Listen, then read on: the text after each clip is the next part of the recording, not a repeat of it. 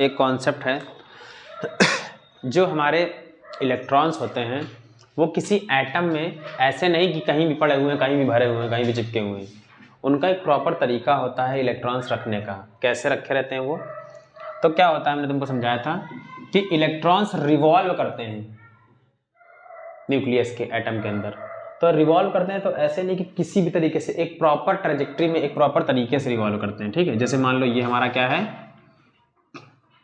ये क्या है, न्यूक्लियस। ठीक, तो क्या होता है, इसके आसपास इलेक्ट्रॉन रिवॉल्व कर रहे हैं।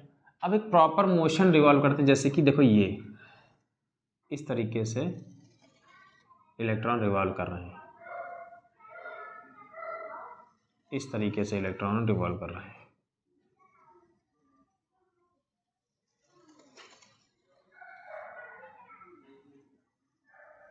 ठीक, समझे? इलेक्ट्रॉन ऐसे रिवॉल्व कर रहे हैं। अब क्या होता है,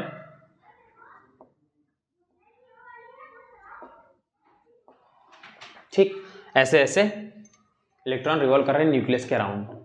तो क्या होता है कि इलेक्ट्रॉन्स जो रिवॉल्व कर रहे हैं ये ऐसे इंक्रीजिंग एनर्जी लेवल्स होते हैं कुछ, इनको हम क्या बोलते हैं, ये ऑर्बिट में रिवॉल्व कर रहे हैं। जैसे अपने प्लैनेट में देखो होते हैं कि अपने ऑर्बिट पे ऐसे ऐसे रिवॉल्व करता रहता है, ऐसे ही इलेक्ट्रॉन रिवॉल्व करते हैं। ठीक है, तो इसमें जो फर्स्ट एनर्जी लेवल होता है उसको हम इनको हम क्या नाम देते हैं, शेल्स। क्या नाम देते हैं, शेल्स। ठीक है, तो कितने शेल्स हैं, कितने हैं,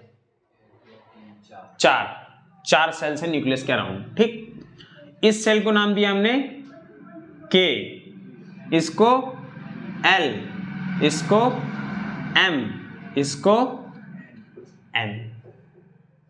और अंदर से बाहर की तरफ एनर्जी इंक्रीज होती जा रही है, एनर्जी इंक्रीज होती जा रही है। ऑब्वियसली यार, एनर्जी देखो, डिस्टेंस जैसे जैसे बढ़ती जा रही है एनर्जी इलेक्ट्रॉन्स की इंक्रीज होती जा रही है। यानी K2 N की तरफ जब हम मूव कर रहे हैं तो एनर्जी क्या हो रही है, इंक्रीज, यानी इंक्रीजिंग ऑर्डर में इलेक्ट्रॉन्स इस तरीके से घूम रहे हैं। टोटल नंबर ऑफ शेल कितने हैं हमारे पास, 4। ठीक, अब क्या होता है, इन्हीं शेल्स में इलेक्ट्रॉन होते हैं और वो इलेक्ट्रॉन घूमते रहते हैं। ठीक, अच्छा, अब इन सेल्स की एक लिमिटेशन होती है। ऐसा नहीं होता कि एक किसी शेल में कितने भी इलेक्ट्रॉन भरे पड़े हैं, एक लिमिटेशन होती है कि इसके अंदर 2 हो सकते हैं, इसके अंदर 8 हो सकते हैं, इसके अंदर कितने हो सकते हैं, 18 हो सकते हैं, इसके अंदर 32 हो सकते हैं। बस क्या है, इसके अंदर कितने हो सकते हैं, के के अंदर 2, यहां लिख देते हैं, के अंदर कितने हो सकते हैं 2, एल के अंदर 8, एम के अंदर 18 और एन के अंदर 32। अच्छा, अब ये क्या हमने ऐसे अंधी बता दी, अंधी नहीं बताई, हमने सॉल्व किया है। तो number of electron present in the cell निकालने का फॉर्मूला क्या होता है, 2n²। Number of electron present in any shell निकालने का फॉर्मूला होता है 2n²। तो मान के चलो कि हमको निकालना है कि एल शेल में कितने इलेक्ट्रॉन है, एल में, तो क्या करें, पुट कर दें 2, एन क्या होगा, एन क्या होगा 2। कैसे, क्योंकि इसको के को हमने क्या नाम दिया, फर्स्ट सेल, एल को सेकेंड, थर्ड, फोर्थ। ठीक, तो एन की जगह 2 का स्क्वायर 4, तो कितना आया 8। ठीक, अगर एन का वैल्यू कितना है 3, तो 3 3 जा 9, 9 2 जा 18।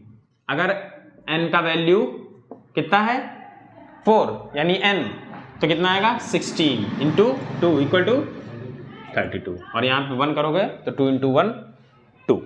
ठीक, तो इस तरीके से हमारे इलेक्ट्रॉन इसमें प्रेजेंट होते हैं। ये कॉन्सेप्ट क्लियर हुआ कि न्यूक्लियस होता है, न्यूक्लियस के चारों तरफ जो है इलेक्ट्रॉन रिवॉल्व करते हैं, इंक्रीजिंग लेवल में रिवॉल्व करते हैं। अच्छा, कहाँ पे रिवॉल्व करते हैं, ऐसे कहीं भी नहीं रिवॉल्व कर रहे हैं, एक शेल्स होती है प्रॉपर, उनके प्रॉपर ऑर्बिट होता है, उसी ऑर्बिट में वो रिवॉल्व कर रहे होते हैं। 4 तरीके के शेल्स होते हैं, के, एल, एम, एन, जो कि इंक्रीजिंग लेवल पे होते हैं। अगर कोई कहता है कि के में मैक्सिमम कितने इलेक्ट्रॉन आ सकते हैं, तो 2 आ सकते हैं। एल में मैक्सिमम कितने आ सकते हैं, 8 आ सकते हैं।